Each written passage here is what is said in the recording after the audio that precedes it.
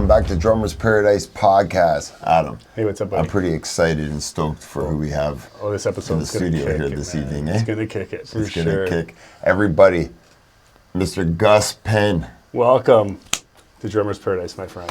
Thank you, guys. Thank you so much for coming on. Thank you very much. Thank you very much. Thank you. Cool. Well, let's kick into a clip of you killing out the kit. We'll be right back. Here it is. See you in a sec.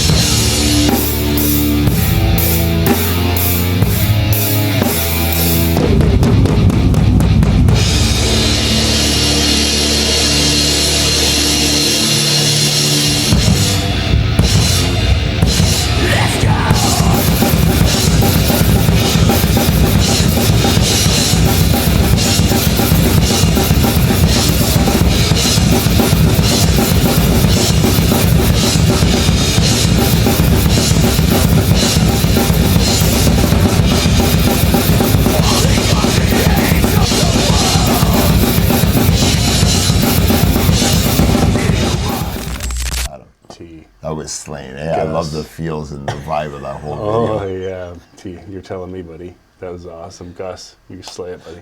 Thanks very much. You're welcome. Thanks very much. Thanks very much. Well, let's break it down a little bit. How'd you get into drums, and what was your aha moment knowing that this is what you want to do? Man, I just started falling in love with the instrument. I started practicing nobody asked me to do it. I just started practicing probably around 79. Okay. And by the time I got to high school, it became more of an interest. No bands, very few friends that actually played, so I was kind of like on an island myself. And then next thing you know, one thing led to another. I started having my own gear, playing more, and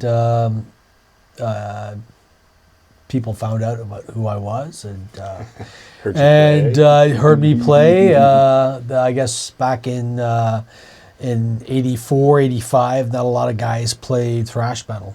Mm-hmm. So between me and you guys, that was probably my in with Sacrifice and playing heavy metal. So I went from a rock and roll drummer that just played. My love for Led Zeppelin and Rush were obviously a huge influence for me going forward.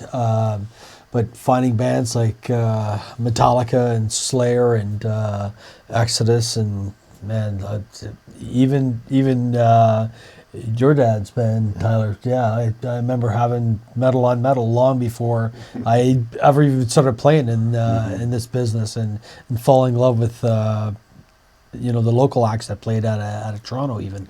But yeah, super lucky to have been around this long and still playing. Like it's for me it's if you had asked me 20 years ago if I'd be still playing today, I would have probably laughed at you. But yeah, here I am. It's good. It's hard good. and You're going still strong. playing. Yeah, Active still as anything, still playing. In your Still, passion, right? yeah, Healthy still. enough to I'm still do healthy, it, right? still playing, and still got a drive to play. And I guess that's the main thing, right? Is having the drive. Some guys have it, some guys they don't. But It's very true.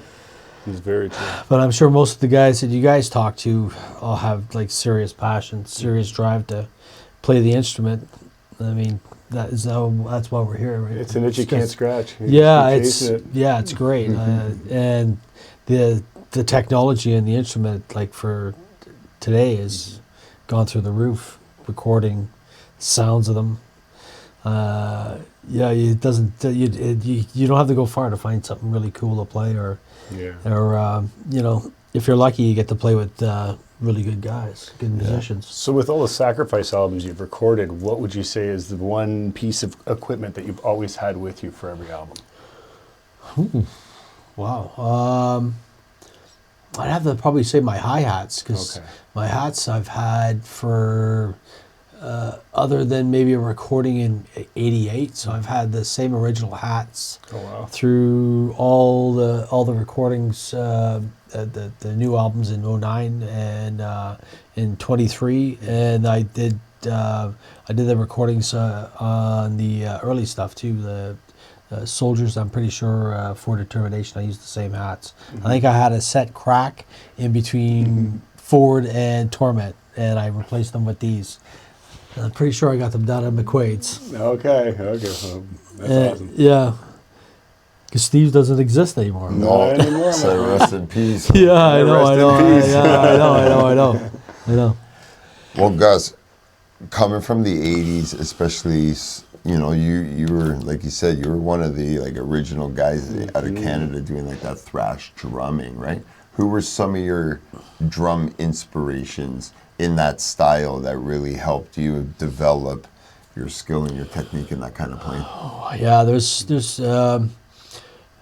when I first got to open for Razor and seeing Embro play, and then Rob Mills, who came in to replace Embro probably about a couple of years later, and start doing albums for Dave Carlo and stuff, and get to see him flourish. Even Mike Rosenthal, who ended up replacing me after I left in 1990. And I watched him play with Mark Watts and watched his career develop. And he was a fantastic drummer. So these young guys I got to see play as I sort of developing my own skills in Toronto. Your dad was a huge aspect of that. And then getting this, opening for all the bands that we did in 1985, I guess. I was gonna say you gotta have some legendary stories of rock and roll in the gas works. Oh, good old gas works. Well, for us, it was when we played Larry's. It was that's where we got to play some pretty epic shows there. We got to play with Slaughter quite a few times. Open for Exodus there. Wow. Snow White.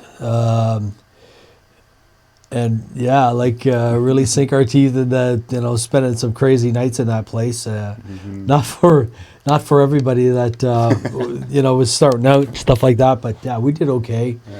And then you move on, '86, and then all of a sudden you start playing in different areas. Yeah. And we end up flipping up to maybe Bloor Street by '86, and started playing more places there, Starwood. El Dicos, those were, we played some big shows there with DRI, COC. So, yeah, those were new times. Every year was different, but every place was, it was eye-opening. And again, the bands we got to play with were, well, for me, it really educated me on how to play thrash. Like I remember seeing Tom Hunting for the first time in like '85 when we opened up for them. Man, nobody could play thrash like that guy. And still to this day, he's probably one of the best thrash drummers, in my opinion, in this industry.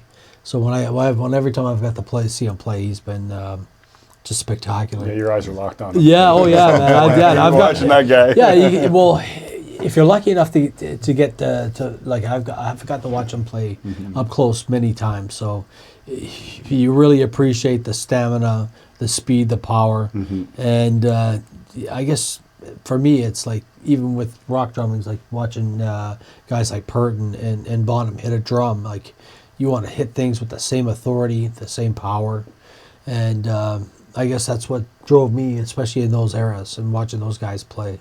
So yeah, that's a huge part of, I guess, who I've become, right? Yeah. And what I've seen. So yeah, I've been fortunate, really fortunate. Yeah, that's good. You've had a good journey, eh? Yeah. Yeah, it's been a fantastic. Man, I've played probably 20 years now since him and I started playing again. So that's plus 5 of those, so 25 years span, and we've had some an album that's already spent 40 years, and since its creation. So yeah, I've been pretty lucky to have a career that long. Is kind of mind-boggling. So with all that experience, what can you give for advice for up-and-coming drummers looking to get into the scene, breaking into the scene? I say follow, what do you want to play? Stick with it, work hard at it. I mean, I'm a practice freak, so I practice, a lot. 10,000 hours. Yeah, like hours. So you put in your days a week and you keep at it. But I mean, it's important to find guys that you can gel with and have chemistry. I think that's super important. That's a big part of it, right? Making it fun. Yes, and even now, it's if you're stretching yourself and you practice a lot, then if you play well, then I think anybody can pick up the instrument and do it right. Yeah. Great advice. 100%. You got to put the time in. You have to put the time in. Practice. There's no shortcut. No, there's no. Yeah, I've always loved practicing. Practicing's part of becoming better, right? But you never settle at, today. Oh, today's the best day I've ever had. No. Yeah.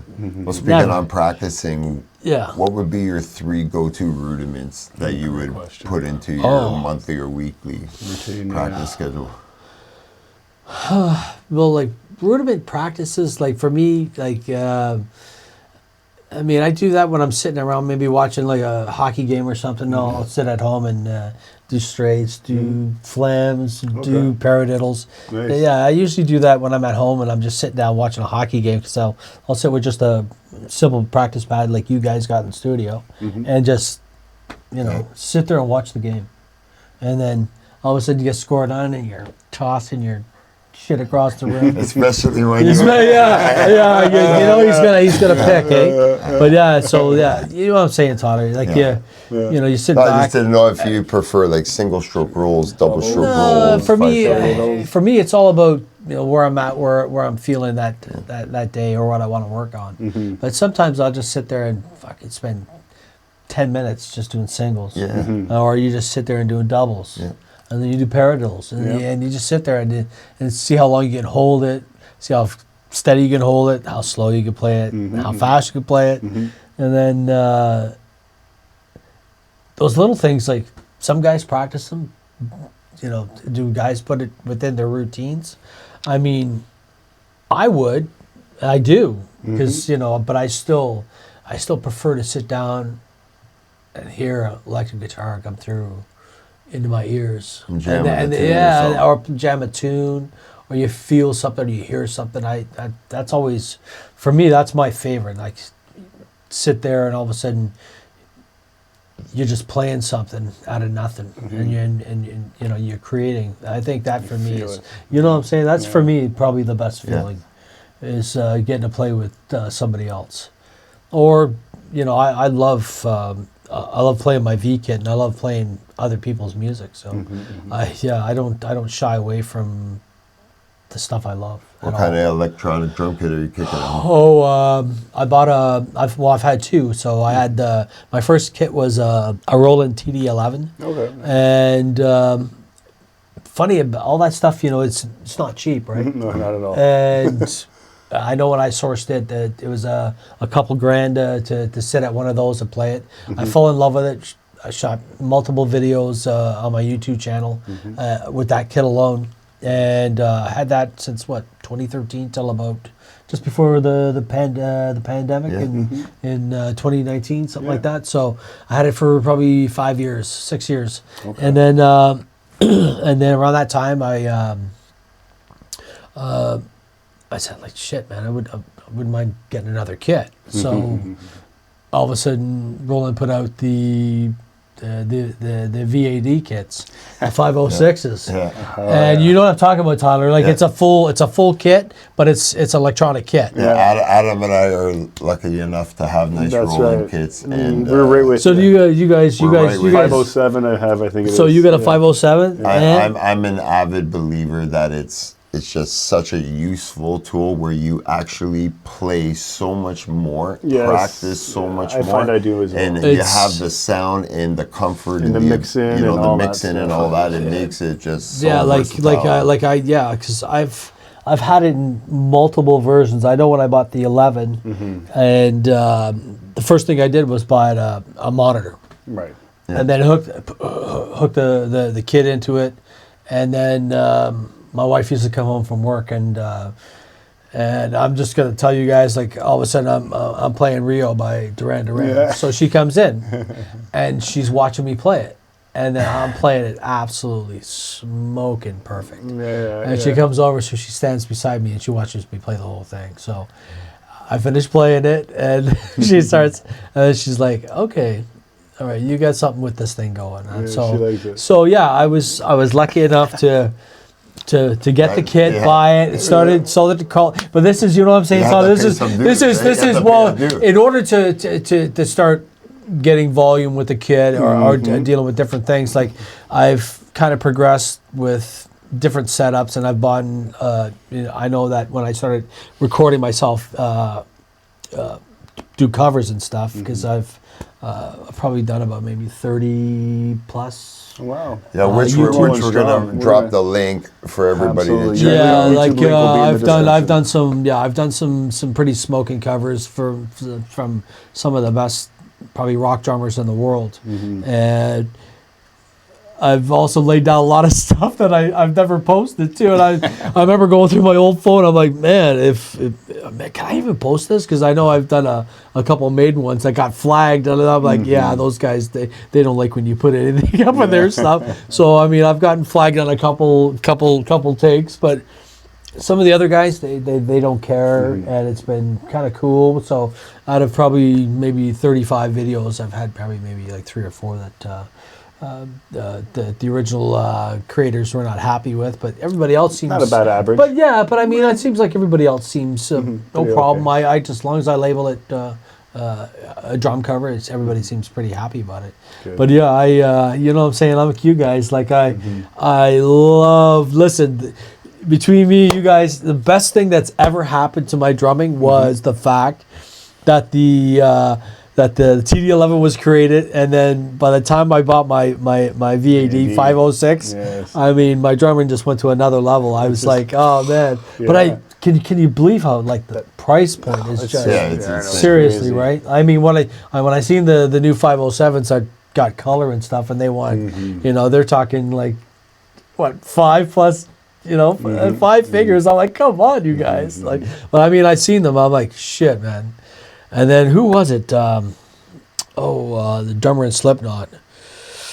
Oh, yeah, Mr. Weinberg. Yeah. I remember when my drum set first came out and I first bought it. He did.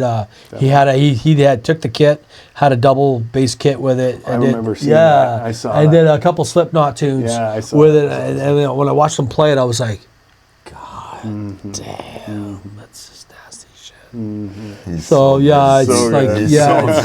yeah, Shout out he's to Jay Weimer. yeah, right? man. Yeah. That dude is like seriously like Influential, unreal, man. man. Yeah. So like, I've got to see a lot of guys, especially the new guys, come through, and I marvel at how talented guys are today. Like, I know, it's crazy. yeah, like honestly, It's the resources at hand, you know. If you're willing to put the time into it. the pace and the stamina some guys have right now is just stupid. It's even the death metal drummers. I'm like, shit, man, how do they do that Yeah, all stuff? that blast beat. Yeah, techniques and all that. their hands and their dexterity. I mean, what was the one video that I'd seen that totally kicked my ass?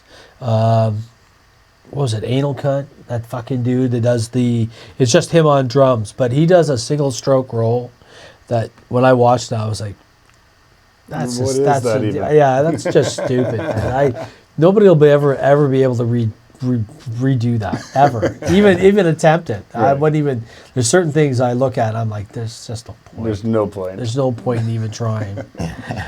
But I mean, you still admire some of the greats Yeah. that still kick today, and like you guys, like I'm avid concert goer. Like I see a lot of shows.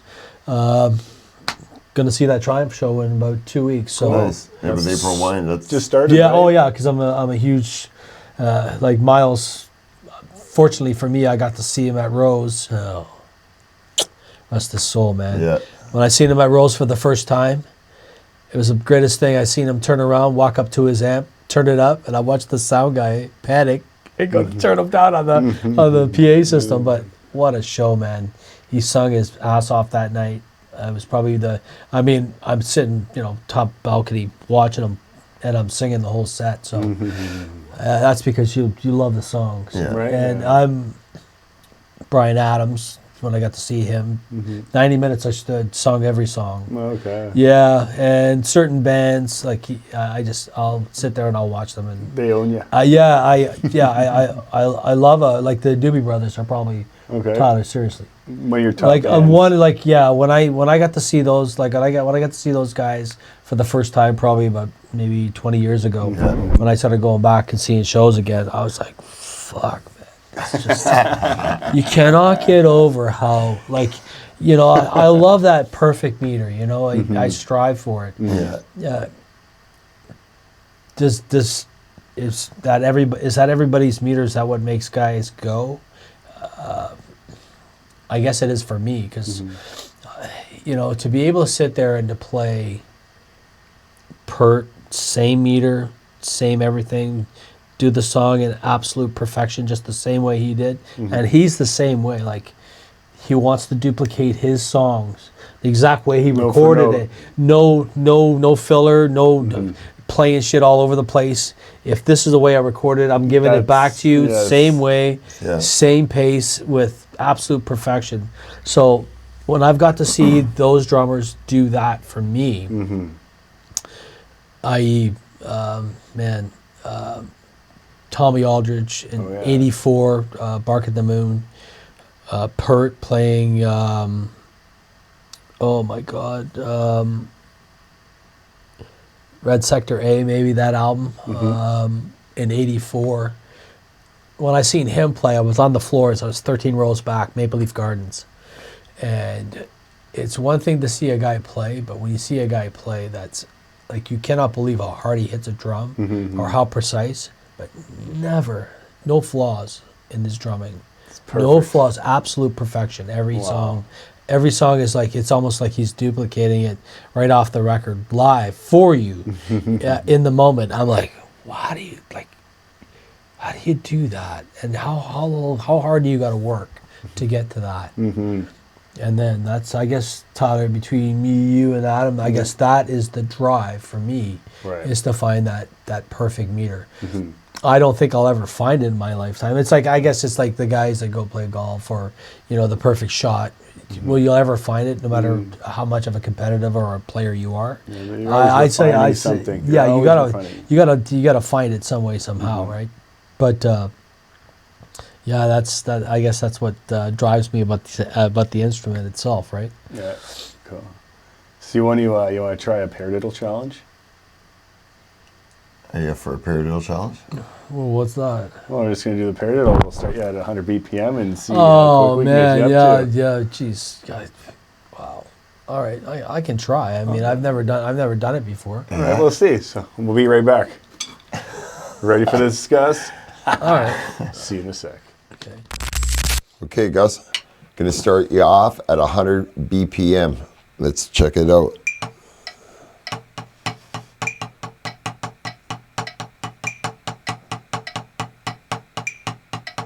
Paradiddle, right? Oh, let's try it again.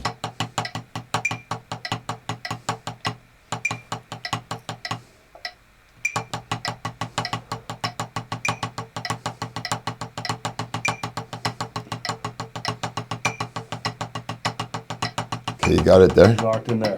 Okay. Let's 120. Okay, you ready? Go ahead.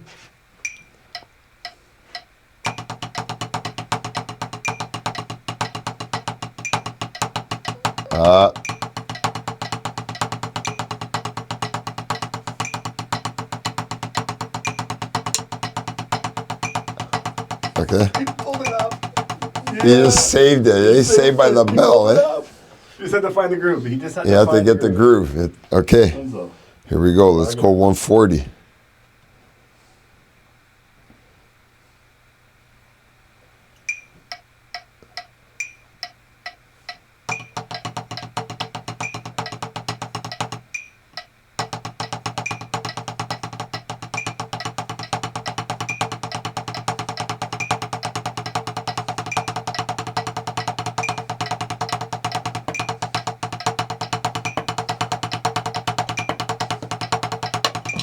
Oh, Hang on. Keep it. Don't change. Leave it. yeah. Here we go. Ready? Go ahead.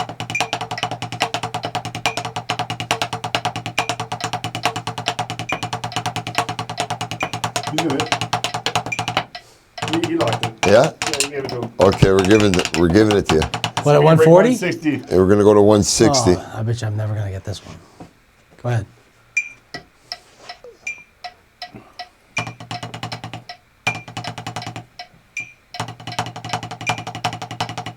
No.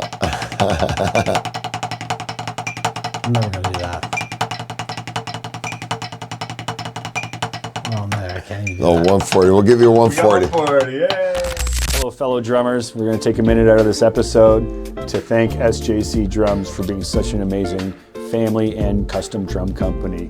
You can check all their custom drums out at www.sjcdrums.com. They'll build anything. You contact Matt, Jeff, and the boys. They will build any spec that you can imagine. And we have this Goliath snare drum up on the shelf you can see over there.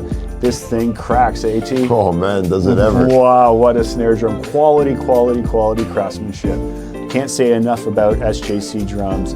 You guys need to check these guys out. www.sjcdrums.com. What do you think, T? Nothing but quality. Nothing but quality, baby. The best. That's it. That's exactly right. Now, let's get back into the episode.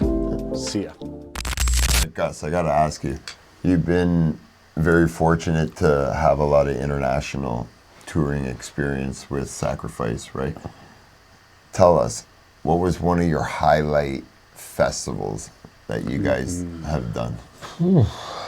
Wow, that's yeah, we've done some really good ones. I think for us, I think my first time maybe going to Japan to play for Mickey and go to Osaka was culturally for me like mind blowing. I bet this It's just completely like different. to be a Canadian boy growing up in Toronto and being in the West End of TO. All of a sudden the boys go, the boys go, they're like, right? yeah, the boys go, okay, let's get on this Air Canada plane and fucking go to the other side of the world, drop down in Tokyo, get on another plane, and then fly to Osaka. So I'm like, okay, we'll do that. So you get to Tokyo, and all of a sudden I get literally separated from everybody, and I'm on a plane from Tokyo to Osaka.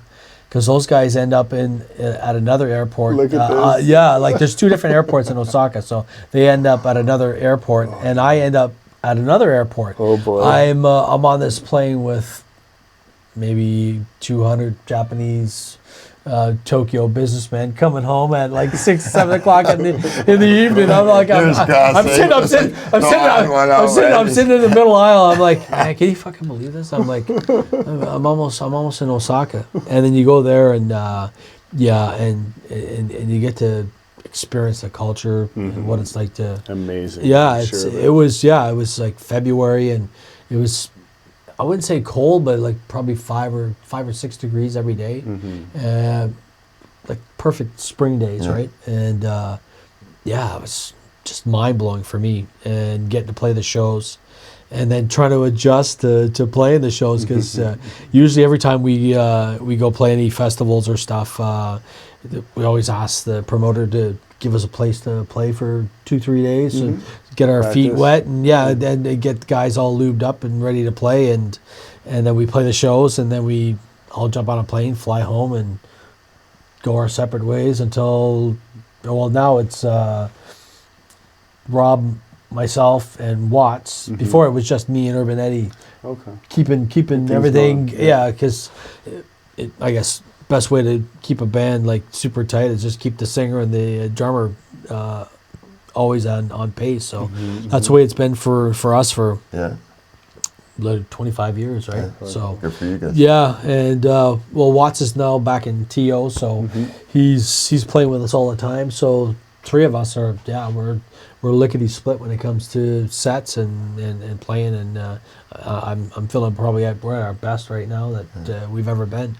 And Joe's just down in Detroit, Livonia, so that's a short 4 hours. 4 hours, It's 4 hours, and back. Well, for him it's like forever, but by the time he comes back up here, it's a few practices, and off we go to wherever we gotta play. So it's been for us, it's been a great journey. I gotta ask, how was Maryland Death Fest? You guys did Maryland Death Fest. Loved recently, it. right? Yeah, we played there twice. Fantastic crowds every time. Yeah, and to play the States playing there for the first time was just mind blowing. Everybody was like, everybody couldn't wait to see us play, and return to the States again. So we've been back twice now, and both times have just been super memorable. Nice. Yeah, it's been great. Yeah.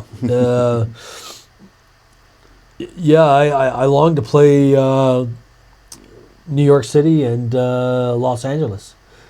I mean, when we played Oakland and probably about 2-3 years ago, that was for me it meant a lot, because that's where, in my opinion, where everything started.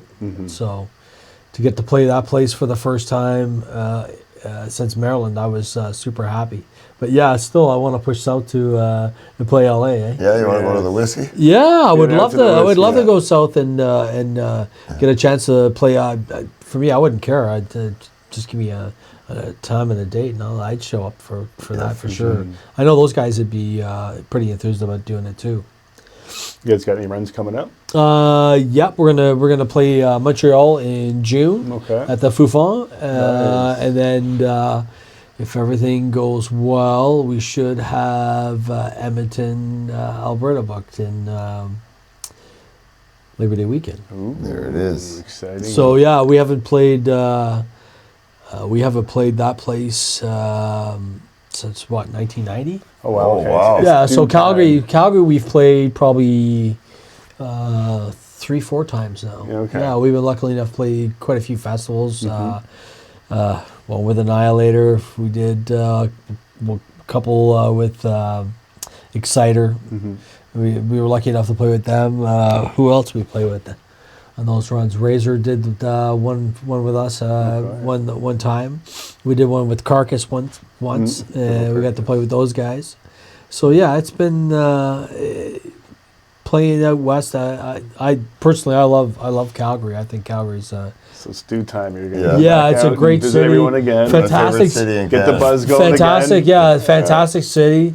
I always get great vibes every time I go to Calgary. So every time I've been there, I've always played like fucking really good. You know, The air's better. Yeah, I think that's what it is. Well, when I used to come home and like I used to say, man, there's something about Calgary. I was like, yeah, well, it's a mile above sea level, firstly, and I'm like, yeah, but there's something about it. And it's nice on clear day. You can see the mountain. I loved it. Yeah, when I first seen her, we didn't actually get a chance to play there in like '87. I remember waking up one morning and it was like super cold. You know what it's like in the prairies when you got the -20 and the air is just crisp. You could see for miles, man. So you get up in the morning, and then I was smoking cigarettes. So I'm standing out, and I got my back to the mountains. So I let up a smoke. I turn around. I'm like, What the? what the fuck is that? Yeah. Seriously, Tyler, that's what I said, man. I said, what the fuck is that? And I'm smoking a cigarette. I'm watching the sun. life-changing, man. I'm watching the sun come up, and I'm like, wow. And I'll go back inside the hotel. I said, did you guys fucking see this shit yet? They're like, I said, come on, let's go have a smoke. I'll show it to you. So there's a couple times I took Joe out. We were talking about it. I said, it's too bad this show in Calgary got fucking canceled. So we beelined it to Vancouver, which was our first time. We were on a fucking Canada run. And I remember the closer we got to the mountains, I was like, you got to Oh, the drive is absolutely yeah, beautiful. you know what I'm saying? When you go through the pass there and around Canmore, I was like, holy fuck. So we get through that. We get through BC mountains, and we had a fantastic trip out. Played, well, actually, we got to stay in Vancouver at that time, probably about 3-4 days, 12 degrees. This is February, like second week. Oh, wow. And there's a beautiful Chinook, and it's like spring-like, and we spent some time in that city those days, and yeah, we came back to Toronto. I was like, holy fuck, man, that was a great run. And then we got to do it a couple more times, and then we jump out, and then we keep going back. So we had a chance to go across the country. They were the first ones to start knocking. Okay. Yeah, so Vancouver was really good runs for us. And still is. Still go out there and pack a club in that fucking city. So that's the best part. Nice. Nothing beats that, eh? Well, you get lucky, right? Yeah.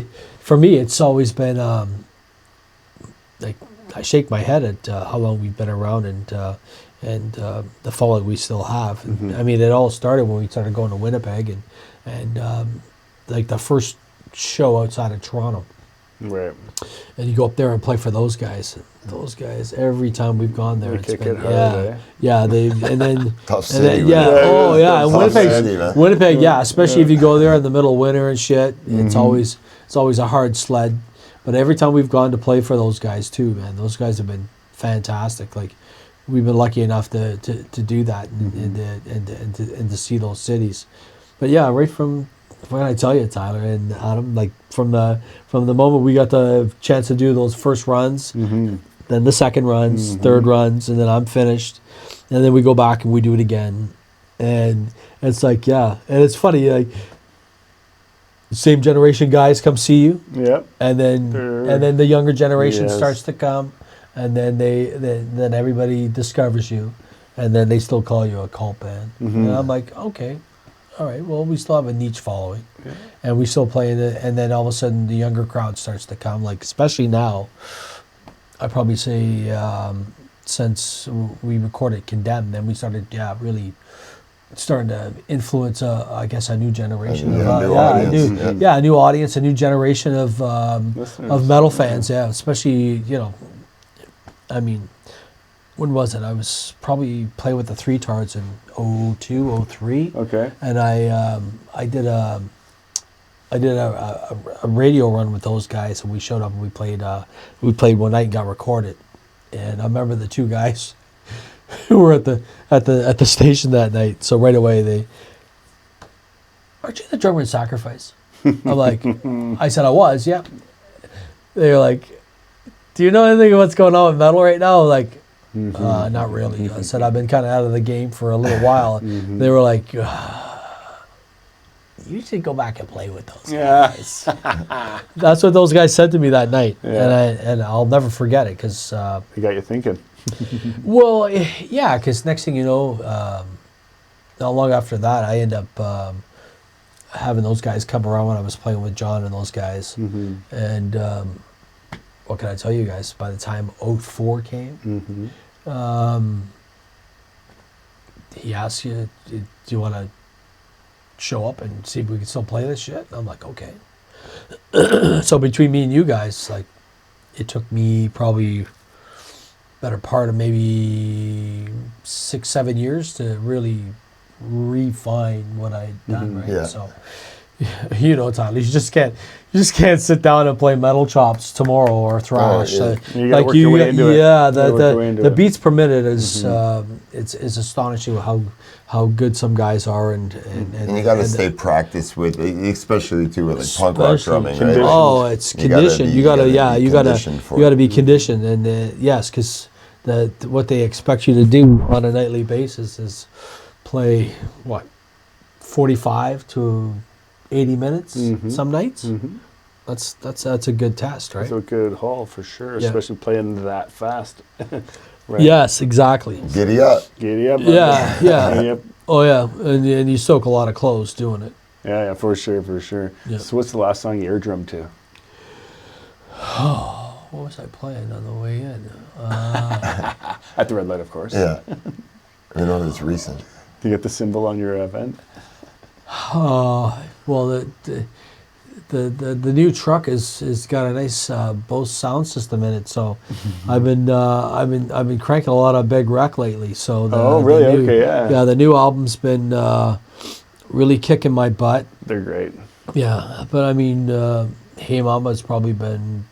I had that just before I hit the 400. I had that one on. I was really kicking it over that one. Yeah. So yeah, if you give that one a spin, I'll tell you right now, man, it's not a disappointment. You'd be ear drumming to it. Anyone will be ear drumming to it. Yeah, man, I love Thornley and I love Big Wreck. So Yeah, he's I great. He's a spent a great lot of songwriter. I spent a lot of time cranking that shit for sure. That's Nice. cool. That's cool. And then the other stuff. Like, Yeah. if I talk about that stuff, everybody, you don't listen to that. I'm like, Yeah. You like Taylor Swift? yeah, I listen to a lot of like pop shit. Yeah, that's good, man. Yeah, Let it go, well, man. it's- There's it's nothing wrong with that. it's It's good. flavor, right? It's- Versatility, Flavor. and having flavor, like Adam said, over a wide range of music. And if you bring it into your style, it's a bonus. yeah, man. you're always gonna You find don't want to something. be closed-minded to No, like no, inspiration no, that you no. can pull. Man. That's And I'm sure you If it guys, sounds good, it sounds good. you guys listen to everything too. I listen I'm to sure. everything. Absolutely. Everything, I listen right? to everything. Yeah, and I find if you restrict yourself, you're gonna choke your ability. Yeah, 100%. With everything in All right. life, right? You should always be open-minded. Yes, I know I am 100%. completely.